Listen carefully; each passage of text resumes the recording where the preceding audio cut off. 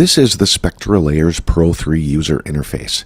What you see here on the screen is the typical waveform view display that audio editors everywhere are so accustomed to looking at and working with. In SpectraLayers Pro 3, we use the waveform display as a reference point for the work that we do in the spectral graph, which contains a significantly more detailed look at our audio content. In the waveform display, time is on the horizontal axis, while amplitude is displayed on the vertical axis. In the spectral display, time is displayed on the horizontal axis, the vertical axis displays the frequency spectrum, and amplitude is represented by the brightness of the material displayed in the spectral graph. Making selections on the spectral graph is easy using the 6 tools available on the left side of the user interface. Let's explore these tools and how they function in SpectraLayers Pro 3. The first tool provides us with 4 different methods for making selections in the spectral graph: rectangular, elliptical, time range, and frequency range. The rectangular selection tool allows us to make 4-sided selections in the spectral graph. Command D deselects selections in every case. The elliptical selection tool allows us to make curved selections. Again, Command D deselects.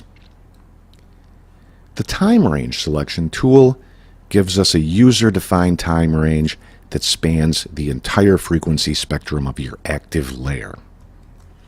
Finally, the frequency range selection tool allows you to make non-contiguous frequency band selections in the spectral graph. Each one of them covers the entire length of the audio content in your layer. The next tool provides ways to make 2 different types of selections in the spectral graph: lasso selection and polygonal lasso selection. Here I'm using Shift Scroll and Scroll, Shift Scroll and Scroll, Shift and Scroll to zero in on details in the spectral graph. I can reduce my screen contrast control to make these details even more apparent. Using the lasso selection tool, I can draw a line around objects in the spectral graph. When I release the mouse button like this, the material is selected. Command D deselects. The polygonal lasso tool allows the user to draw straight line shapes around audio content like this.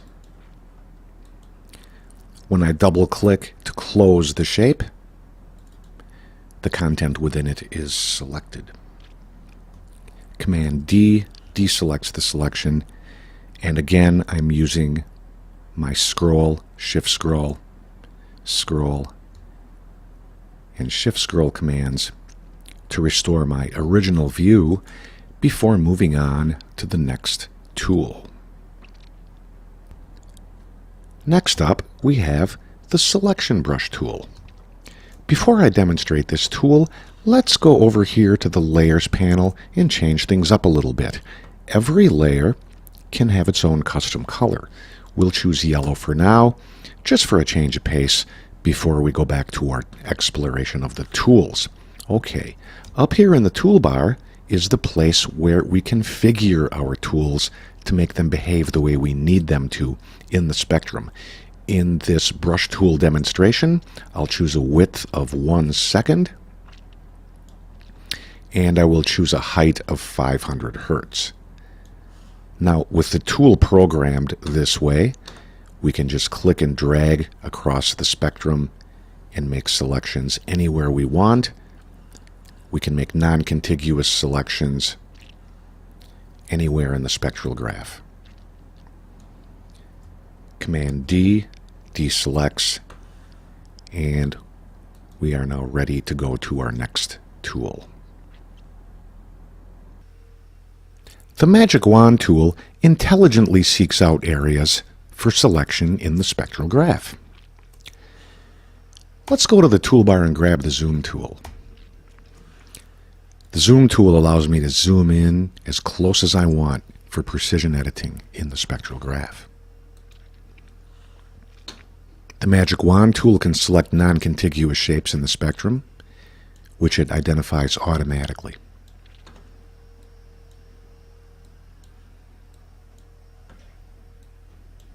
Alternatively, I can use the Subtract from Selection tool, which inverts the tool and allows me to deselect selected areas.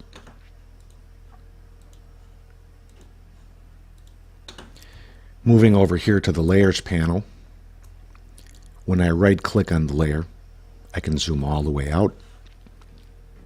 Shift and scroll brings me back to where we were when we started. The Frequency Selection tool tracks frequencies on the spectral graph. In this case, I'm just floating my mouse over the frequency. SpectraLayers Pro 3 is intelligently doing the rest. If I hold down the mouse button, I begin making a selection.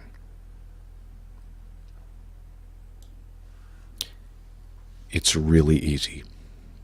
Command D deselects the selection. Last but not least, we have the amazing Harmonics Selection tool. Now, if you've been watching this video up until now, I'm sure you've been wondering just what the object in this spectral graph sounds like. So let's give it a listen. People still coming to terms with the night of rioting which caused such devastation on their high street, and much of that street is in fact now a crime scene, about half a mile of it, as police officers continue their investigations. It's a news broadcast, and you can see the siren as an undulating ribbon of light in the spectrum. And I'd like to remind you that the brightness of the sound is a function of its amplitude.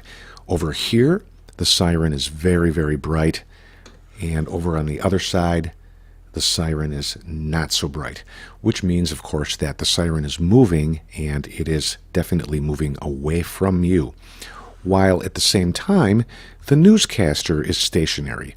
His voice is bright over here, and it's just as bright over here.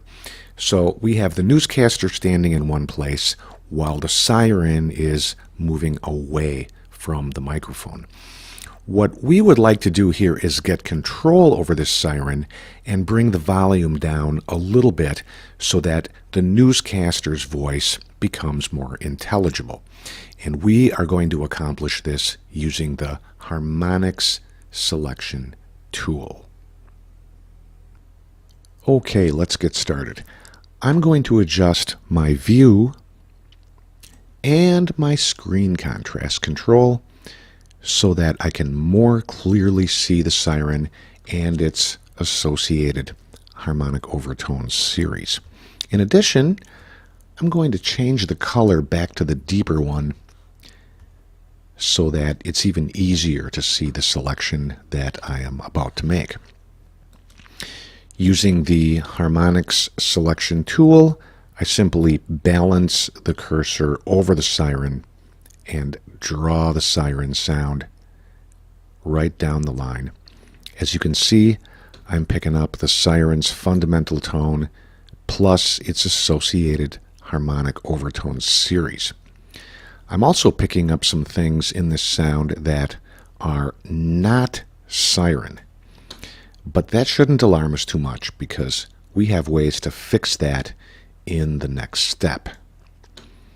This is really easy to do, it's a lot of fun, and the harmonics extraction tool is definitely one of the coolest things about SpectraLayers Pro 3. Now, with my selection made, the next step is to place it into its own layer. Easily done. Command C copies the selection. Down here at the bottom of the user interface, I have a new layer button, which I will click. The new layer comes up here as the active layer. Command V pastes it in. It comes in color-coded on its own layer. Let's change that back to our old familiar yellow, which I really like. And now we have the siren trapped on its own layer, and we can get to work on it and perfect our selection. Note that before I said we had a few things in this sound that are not siren. Let's take care of those right now. Over here on the left, I will select my eraser tool. And with the eraser tool, I can simply trace along the edge of the siren and clean it up. It's really easy to do, and it's super effective. It does a great job. If I need more detail, I can have more detail. I can go up here to the new 3D displacement pad, which is a joystick-like control. If I move that control, I can see the siren in a 3D representation that allows me to go in and look at the actual ballistics of the sound in terms of its volume amplitude. It's almost as if you can see a volume amplitude envelope in the sound. I can still edit with my eraser tool even in 3D view, kind of chipping away and getting rid of anything that is not siren. And again, I can get down here to the sample accurate level, and it's extremely easy to get in there and do your detail work in the spectral graph. When I'm finished, I can go back to my regular view, continue working with the eraser tool until I'm satisfied. And like I said, it's a fun and engaging process, and it's also pretty easy and obvious what needs to be done. It doesn't take long to learn how to identify shapes in the spectral graph. Okay, now the next step is really important, but first of all, I'd like to remind you that we have two copies of the siren. We have a copy in the original layer, which is pristine and untouched. It's the same as it was when we started. And we have a copy of the siren here on its own layer. So we have two copies. The next step is to take our new layer, where the siren exists in isolation, and throw it out of phase with its counterpart sound on the original layer. And to do that, we simply hit the phase switch here, and we go from positive to negative.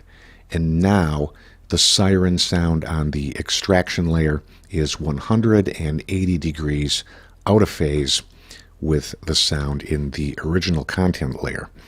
And that is indicated to us up here in the overview bar, where the out of phase material is represented by a dotted line. Let's listen to the result. People still coming to terms with the night of rioting which caused such devastation on their high street, and much of that street is in fact now a crime scene, about half a mile of it, as police officers continue their investigations. A-B comparison. People still coming to terms with the night of rioting which caused such devastation on their high street, and much of that street is in fact now a crime scene, about half a mile of it, as police officers continue their investigations. Okay, this siren sound is effectively eliminated from the mix. However, eliminating it completely may not be the best idea in this case, because for one thing, it takes away from the historical accuracy of the moment, and for another reason is because it takes away from the overall drama of the moment. So all we have to do is go back to our layer here, our new layer, and we have a gain slider here, and all we have to do is move that up a little bit and give it a couple of dB of boost, and then that siren is now back in play, but not as loud as it was at the beginning. People still coming to terms with the night of rioting which caused such devastation on their high street, and much of that street is in fact now a crime scene, about half a mile of it, as police officers continue their investigations. Okay, fantastic. We've gotten control over the siren sound, by using the excellent harmonics extraction tool in SpectraLayers Pro 3. We've gone through a lot of material. I've taken you through the entire tools panel over here on the left, and we've looked at different ways you can configure your tools here on the configuration bar. The overview bar shows the status of different things. Here it's showing the out of phase status of our siren layer.